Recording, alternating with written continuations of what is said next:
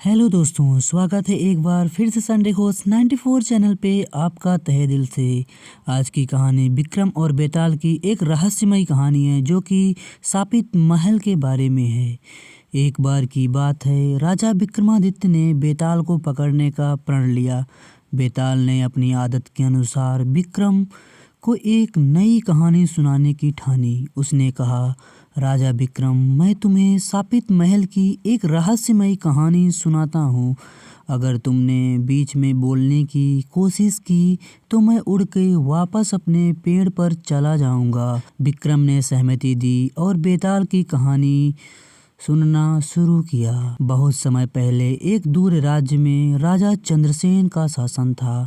उनके राज्य में एक विशाल महल था जिसे लोग चंद्र महल कहते थे। चंद्र महल की दीवारें चांदी जैसे चमकती थी और इसके कमरों में गूंजती हंसी इसे और भी अद्भुत बनाती थी। लेकिन यह महल अब वीरान और डरावना हो चुका था। कहते हैं कि कई वर्षों पहले चंद्र महल में एक सुंदर राजकुमारी बसंती रहा करती थी। वह न केवल सुंदर थी बल्कि बहुत ही बुद्धिमान थी। लेकिन राजकुमारी के जन्म के समय एक अघोरी साधु ने महल पर श्राप दिया था। उसने कहा था कि इस महल में कोई भी प्यार सच्चा नहीं हो सकता। जो भी यहाँ प्रेम करेगा उसे मृत्यु का सामना करना पड़ेगा। राजा ने उस समय इस श्राप को हल्के में लिया, लेकिन जब राजकुमारी बड़ी हुई तो महल में अजीब घटनाएं होने लगी। हर पूर्णिमा की रात महल में किसी की रोने और चिल्लाने की आवाज़ें सुनाई देती।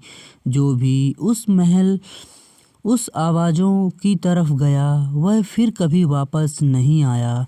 एक दिन राजकुमारी बसंती ने महल के एक वीर योद्धा सूर्यसेन से प्रेम कर ली। दोनों ने श्राप की परवाह किए बिना एक दूसरे से विवाह करने का निर्णय लिया। जैसे ही विवाह की तैयारियां शुरू हुई, अघोरी साधु फिर से महल में प्रकट हुआ और उसने सूर्यसेन से कहा, अगर तुमने बसंती से विवाह किया तो तुम्हारी आत्मा महल की शापित आत्माओं में बदल जाएगी। लेकिन सूर्यसेन ने उसे नजरअंदाज कर दिया। विवाह की रात जैसे ही मंत्रोच्चारण शुरू हुआ, पूरा महल अचानक हिलने लगा। छत से विशाल झूमर गिर गया और सूर्यसेन वहीं मर गया।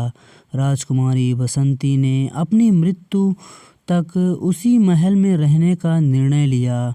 कहते हैं कि उसकी आत्मा आज भी चंद्र महल के गलियारों में भटकती है, अपने खोए हुए प्रेमी को ढूंढती हैं। इतना कहकर बेताल चुप हो गया।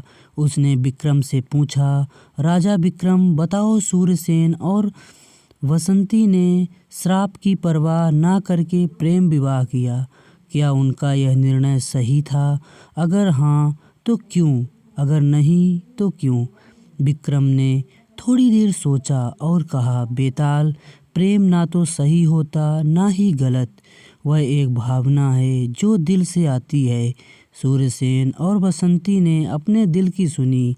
उन्होंने श्राप की परवाह ना कर प्रेम को चुना। यह उनका साहस था जो उनके प्रेम की गहराई को दिखाता है। जैसे ही विक्रम ने उत्तर दिया, बेताल जोर से हंसा और कहा, राजा विक्रम, तुम्हारा उत्तर सही है, लेकिन तुमने वचन तोड़ा और अब मैं वापस जा रहा हूँ। इतना कहकर बेताल उड़कर वापस पेड़ पर चला गया। विक्रम ने अपनी तलवार संभाली और बेताल को फिर से पकड़ने के लिए निकल पड़ा। आपको हमारी कहानी कैसी लगी कमेंट बॉक्स पे ज़रूर बताएं।